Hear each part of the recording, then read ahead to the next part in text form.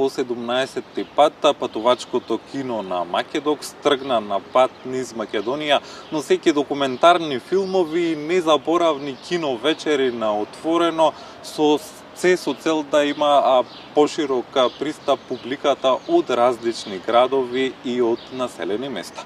Утрово во Македонија наутро разговараме со Дарко Набаков од Македокс. Дарко, добро утро и добре дојдовте во утринската програма на македонската телевизија. За почеток ќе започнам со прашањето што е она што го прави се уште актуелно патувачкото кино и зошто е важно документарниот филм да стигне и до помалите населени места во земја?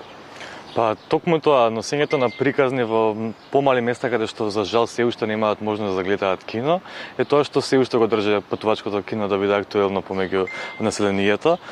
За жал во државата имаме многу мал број на кина, па гледањето кино, односно гледањето филм на големо платно заедно, секогаш носи едно убаво искуство. Така. Дарко, како ги избирате градовите и селата, но и филмовите што се дел од патувачкото кино и што е оно што може да очекува публиката од овогодинешната програма? Во изминатите 17 години имаме поминато повеќе од 150 населени места низ целата држава. Идејата ни е да ги поминеме, да речеме, сите села и сите населени места во државата, па гледаме да не се повторуваме секоја година. Обично избираме регион кој што ќе го работиме, односно во кој што патувачкото кино ќе патува, како што е Повардаријата оваа година, малце поширок регион. Одиме на Извидница, каде што разговараме со населението, ги бираме местата, со самото тој разговараме за темите кои што им се нив актуелни, кои што би сакале да гледат филм и така некако заеднички ја создаваме програмата. Кажете ми, документарниот филм често отвара обштествени теми, какви реакции добивате од публиката по проекциите, дали токму разговорите после проекциите се највредниот дел од ова патување? Да, во принцип, документарниот филм секогаш збори за нашата реалност, ни дава некакви си поинакви погледи некогаш од тоа што ние ги имаме за одредени теми, или пак ни дава слики од животот на луѓе кои што живеат малце подалеку од нашето секојдневие.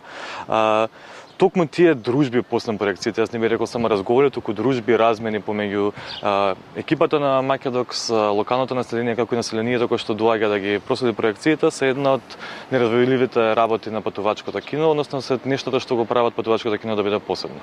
Што би им порачале на граѓаните од Неготино, Пепелиште, Демиркапија, Долни, Дисан, Негорци, Гевгелија, зошто вреди да бидат дел од овогодинешното издание на патувачкото кино на Македокс?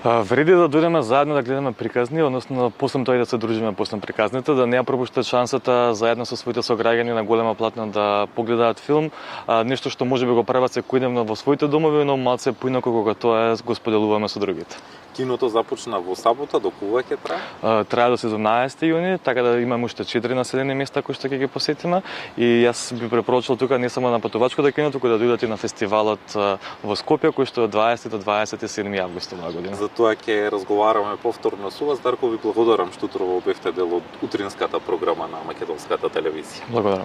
За овогодинешното 17-то поред издание на патувачкото кино Македокс утрово во Македонија наутро разговаравме со Дарко Набаков.